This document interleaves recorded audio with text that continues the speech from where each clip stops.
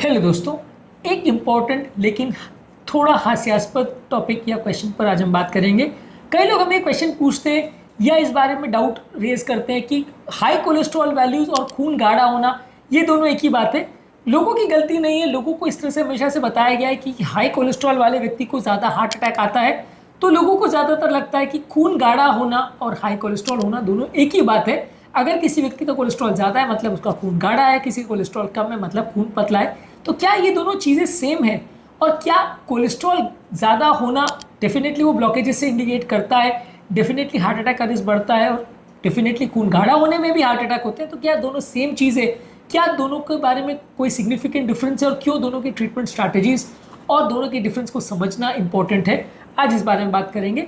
ये क्वेश्चन काफ़ी टाइम हमारे चैट बॉक्स में, हमारे क्वेश्चन बॉक्स में लोग पूछते हैं कि हाई कोलेस्ट्रॉल मतलब खून गाढ़ा तो सेम ही होता है, तो इन दोनों में फ़र्क क्या है, आप उसको अलग तरह से क्यों बोल रहे हो? तो दोनों में फ़र्क समझना इसलिए ज़रूरी है।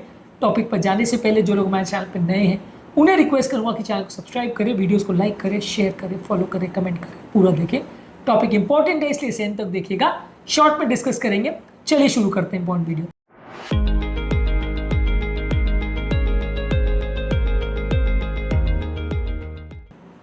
सबसे पहला high cholesterol values. Cholesterol basically एक वैक्स जैसा मटेरियल होता है जो फैट से बनता है और नलियों में अलग अलग जगह डिपॉजिट होता है, जिसकी वजह से आपकी नलियों में ब्लॉकेज डेवलप होता है। और ये ब्लॉकेज जब धीरे धीरे करके बढ़ता है तो नलियों का ब्लड फ्लो कॉम्प्रोमाइज होता है, जिसकी वजह से हार्ट अटैक आता है। ज़्यादातर अगर हमारे डाइट में खाने वाला कोलेस्ट्रॉल ज़्यादा है, हमारे लाइफस्टाइल में हम ज़्यादा एक्सरसाइज नहीं करते, स्मोकिंग करते हैं, वजन में ज़्यादा है, डायबिटीज़ है और हाइपरटेंशन वगैरह, तो ये कोलेस्ट्रॉल बढ़ता है। और कुछ कुछ केसेस में जेनेटिक फैक्टर्स की वजह से भी बढ़ता है, बॉडी के एंजाइम लेवल्स की वजह से बढ़ता है। इससे हार्ट अटैक और लकवे होने का चांस डेफिनेटली बढ़ता है, नलियों की हार्ड होने का और नलियों में अटैक आने का चांस डेफिनेटली बढ़ता है। लेकिन ये थिक ब्लड और कोलेस्ट्रॉल लेवल ज़्यादा होना बिल्कुल अलग चीज़ है।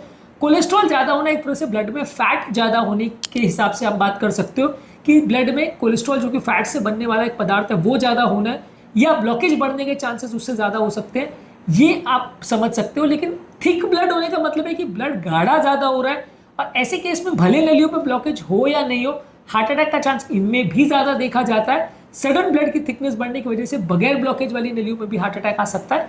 हालांकि ऑब्वियसली ब्लॉकेज वाली नलियों में कंपेरेटिवली अगर गाढ़ा ब्लड और हो तो हार्ट अटैक का रिस्क ज़्यादा होगा। लेकिन ये दोनों ही फिनोमेना बिल्कुल अलग है, ये दोनों ही चीज़ें बिल्कुल अलग है।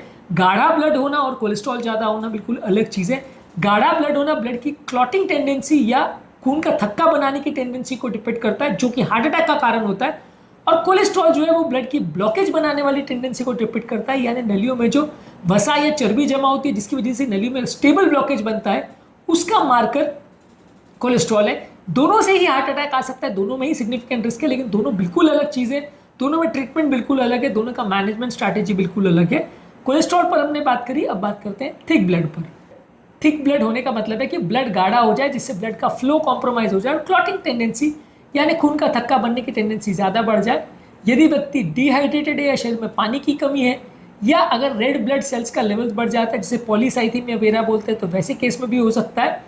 या किसी किसी क्लॉटिंग डिसऑर्डर्स जो कि ब्लड के क्लॉटिंग फैक्टर्स को बढ़ाते हैं, उसमें हो सकता है। इसका कोलेस्ट्रॉल वैल्यू से कोई लेना देना नहीं है। ये हाई कोलेस्ट्रॉल वैल्यू को खून गाढ़ा होगा या खून में विस्कोसिटी ज़्यादा होगी, क्लॉटिंग ज़्यादा होगी, ऐसा नहीं है। इसके पैरामीटर्स और टेस्ट बिल्कुल अलग है। ज़्यादातर इसमें जो जो बीमारियों में ब्लड क्लॉट बनता है वो बीमारियाँ इस तरह के पेशेंट में ज़्यादा देखी जाती है, और इसमें हार्ट अटैक और लकवे की कंपैरिजन में पाँव की नलियों में क्लॉट होना, वाल्व में क्लॉट होना, डीप वीनस थ्रोम्बोसिस होना, पल्मोनरी एम्बोलिज्म होना, कुछ कार्डियो एम्बोलिक स्ट्रोक्स होना, ये सारी बीमारियां इसमें ज़्यादा देखी जाती है। हार्ट अटैक और लकवा जो है वो प्लेटलेट एग्रीगेशन की वजह से बनता है, और ब्लड गाढ़ा होने की वजह से जो क्लॉट बनता है वो वीनस क्लॉट ज़्यादा बनाता है, डीप वीनस थ्रोम्बोसिस या एम्बोलिज्म या वाल्व का प्रॉब्लम ये ज़्यादा करता है। तो दोनों से होने वाली बीमारियों का पैटर्न भी अलग है। हालांकि हार्ट अटैक दोनों में हो सकता है, लेकिन तरीका अलग है और दोनों के कारण और ट्रीटमेंट अलग है। अगर आपका ब्लड गाढ़ा है तो आपको खून पतला करने की दवा यानी एंटी कोएगुलेंट और साथ में एंटी प्लेटलेट ये सारी दवाइयाँ देनी पड़ती है। जबकि अगर कोलेस्ट्रॉल सिर्फ ज़्यादा है तो आपको सिर्फ कोलेस्ट्रॉल कम करने की दवा स्टैटिन या एज़ेटिमेब या इस तरह की मेडिसिन देनी पड़ती है। वहाँ खून पतला करने की दवा देने की आवश्यकता यूजली नहीं है, अनलेस खून भी गाढ़ा है या ऑलरेडी कोई ब्लॉकेज है या हार्ट अटैक का रिस्क ज़्यादा है, तो साथ में ब्लड थिनर दिया जा सकता है। पर ये दोनों दवा बिल्कुल अलग है, काम करने का तरीका बिल्कुल अलग है, और दोनों को साथ में देने की हमेशा आवश्यकता नहीं होती है। कुछ केसेस में ऐसा सोचा जा सकता है कि जिस व्यक्ति का कोलेस्ट्रॉल वैल्यूज ज़्यादा है उसमें हार्ट अटैक होने का चांस ज़्यादा है।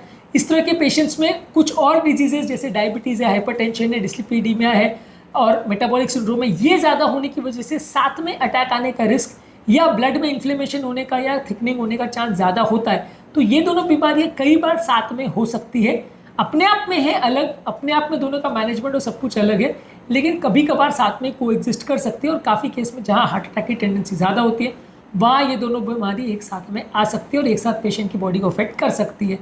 दोनों में ट्रीटमेंट में कोलेस्ट्रॉल कम करने के लिए आप देते हो कोलेस्ट्रॉल कम करने की दवा यानी स्टैटिन, एज़ेटिमिब, फिनोफिब्रेट्स, नाइसिन, ये सारी दवा। और ब्लड थिकनिंग को कम करने के लिए आप एंटीकोएगुलेंट्स जैसे वारफरिन, एसिट्रोम, डाबिगेट्रन, रिवारोक्साबैन, अपिक्साबैन या इडोक्साबैन ये ब्लड थिनर्स देते हो, या एंटीप्लेटलेट में एस्पिरिन, क्लोपिडोग्रेल, प्रासुगेल, टिकाग्रोल इनमें से दवाइयाँ देते हो। तो ये ब्लड थिनर मेडिसिन दी जाती है। दोनों दवाइयों को कभी कभार साथ में भी यूज होता है, लेकिन ऐसा कंपलसरी नहीं है। इस एस्पेक्ट को भी हमने एक अलग वीडियो में डिस्कस किया है।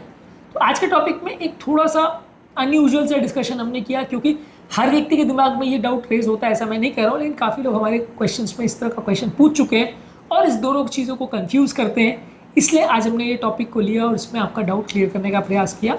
उम्मीद करूँगा कि आज के टॉपिक में कुछ नई बातें जानने को मिली होगी। नेचुरल ब्लड थिनर्स और थिकनेस और कोलेस्ट्रॉल संबंधित हमने ऑलरेडी बहुत सारे वीडियोज़ किए, इनको ज़रूर चेकआउट करिए, आपके बाकी कॉन्सेप्ट्स भी क्लियर हो जाएंगे।